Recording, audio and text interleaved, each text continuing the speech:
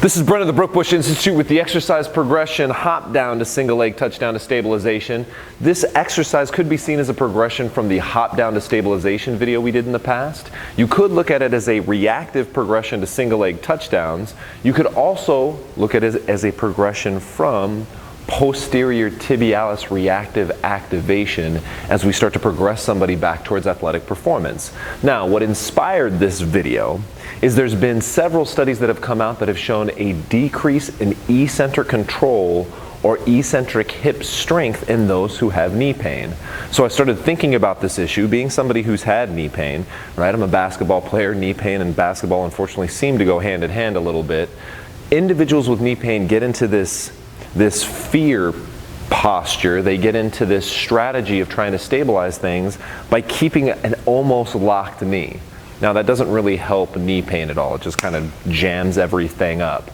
But on top of keeping that knee locked, what ends up happening is they also don't flex at the hip, allowing them to use some eccentric glute control to take up some of that force when landing.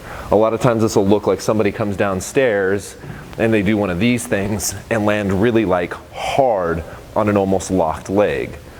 So as we think through this problem, well, how can I force somebody to start using their glutes? And that's where the single leg touchdown came in, which is almost a deadlift, somewhere between a squat and a deadlift. Obviously requires a lot of eccentric glute control. And then if we add it to a hop down, it becomes this reactive exercise that is actually pretty powerful in getting somebody to go back to a more natural or optimal stabilization and eccentric control strategy. I'm going to have my friend Melissa come out. She's going to help me demonstrate this exercise. So a couple cues you need right off the bat.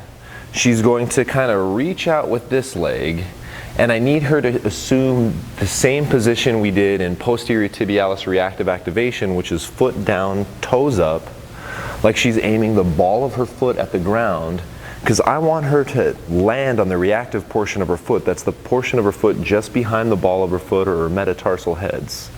As soon as she hits the ground as softly as possible, she's going to try to touch this toe with this hand in one smooth motion and then stand back up on that leg and balance. You ready? Okay. And that's pretty good. Try not to look forward. Let's try that one more time. All right, so as she goes down, she can look down at the floor. I want to keep her spine in pretty neutral alignment. She can look at her foot. Good. A little softer this time. Let's go straight ninja style with the sound. So that sound is a good indicator of how well they're absorbing force. Good. And squeeze your glute on the way up. Stabilize. Good. You want to give them one on the other leg so they see both views.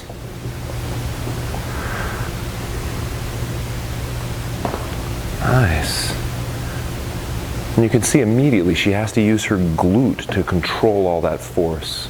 Right? She starts bending her knee. Even coming off of knee pain, this exercise forces her to adopt a more natural position, and pretty quickly people's knee pain will start to reduce. Now let's talk a little bit about the height of this step. Melissa's actually a pretty good athlete overall, right? A great athlete overall, really.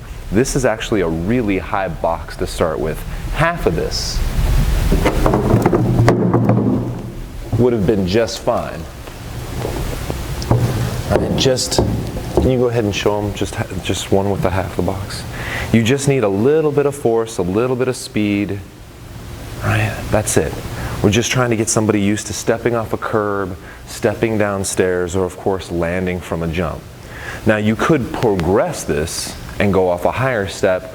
Probably the highest I've seen at this point with good control is about an 18-inch step. Anything higher than that, and I think you're actually getting a little excessive. We do have to kind of consider what the intensity and the number of reps we're going to do, how that's going to impact things like the hip, the knee, and possibly the low back on this exercise because we have so much forward bending.